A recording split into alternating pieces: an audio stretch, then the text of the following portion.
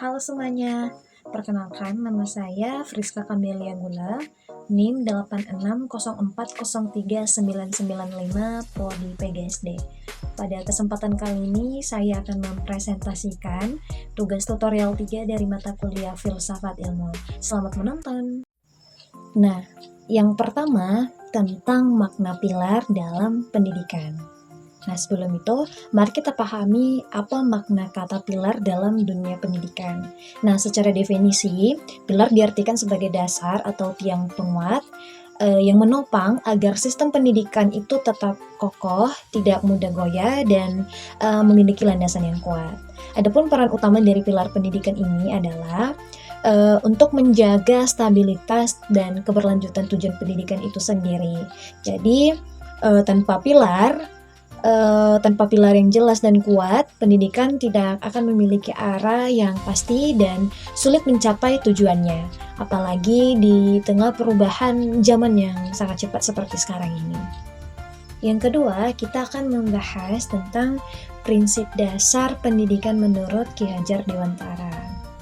Nah, di Indonesia, pilar dan prinsip pendidikan yang paling mendasar kita kenal dari Bapak Pendidikan Nasional yaitu Ki Hajar Dewantara, di mana dirangkum dalam 3 semboyan emas. Di mana yang pertama di sini yaitu tentang Ing Ngarso Sung Tulodo, yang artinya seorang pemimpin, pendidik ataupun guru harus mampu memberi teladan dan contoh yang baik bagi anak didiknya. Jadi di depan ia harus menjadi contoh. Yang kedua, Ing Madya Mangun Karso, artinya saat berada di tengah-tengah peserta didik, pendidik itu harus mampu membangkitkan semangat, kemauan, dan kreativitas anak agar mau belajar dan berkembang. Dan yang ketiga, yaitu Tutwuri Handayani. Ini sudah tidak asing lagi, di mana artinya dari belakang atau dari samping, ya, pendidik harus selalu memberi dukungan atau semangat agar peserta didik berani melangkah maju dan mencapai potensi terbaiknya. Nah, ketiga prinsip ini adalah pondasi utama pendidikan kita dan justru menjadi semakin penting saat kita berhadapan dengan era digital. Nah, yang ketiga kita akan membahas tentang relevansi di era digital.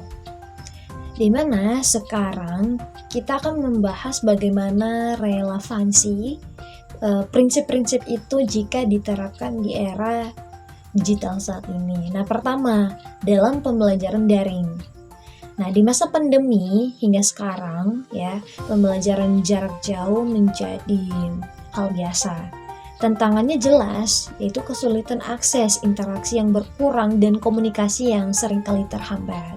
Nah, prinsip Ing Ngarso Sung Tulodo berubah maknanya, ya, dimana guru tetap harus memberi contoh, bukan lagi hanya di kelas, tapi lewat konten, cara penyampaian materi, dan sikap yang terlihat lewat layar. Nah, Tutwuri Handayani pun begitu. Maksudnya berarti guru harus lebih sering memberi semangat dan perhatian meski tidak bertemu langsung. Nah, kedua, literasi digital. Ya, di era ini kemampuan menggunakan teknologi saja tidak cukup, ya. Peserta didik dibanjiri banyak informasi. Disinilah pentingnya prinsip pendidikan kita untuk membangun kemampuan literasi digital, ya. Memilah mana informasi benar dan salah, memahami etika di dunia maya, dan bijak menggunakan teknologi. Nah, Ing Madya Mangun Kurso, ya, berarti guru membangkitkan rasa ingin tahu dan kemampuan berpikir kritis siswa terhadap teknologi.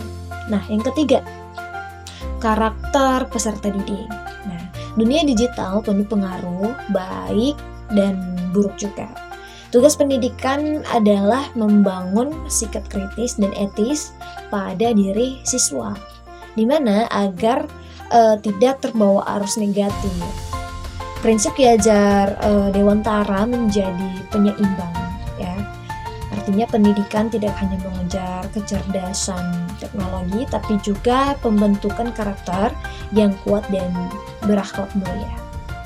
Di era digital, guru bukan lagi satu-satunya sumber ilmu, di mana siswa bisa mencari informasi di mana saja. Maka peran guru berubah menjadi fasilitator dan motivator. Di mana guru memandu siswa belajar bukan sekedar memberi materi. Ini sangat sesuai dengan semboyan Ki Hajar Dewantara, di mana dalam hal ini mendampingi, memberi contoh, dan mendorong keberhasilan siswa. Nah, yang terakhir kita akan membahas tentang tantangan dan solusi. Dalam hal ini, tentu ada tantangan besar dalam menerapkan prinsip di era digital ini.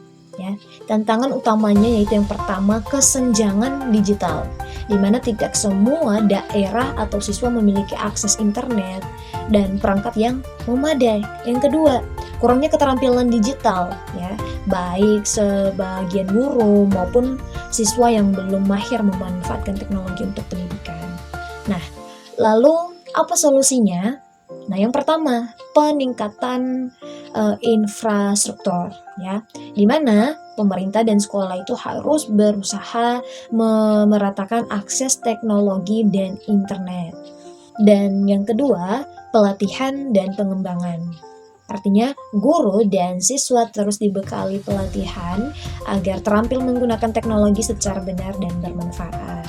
Dengan begitu, pilar pendidikan Ki Hajar Dewantara tetap bisa tegak dan berfungsi meski cara mengajarnya berubah. Sekian dan terima kasih.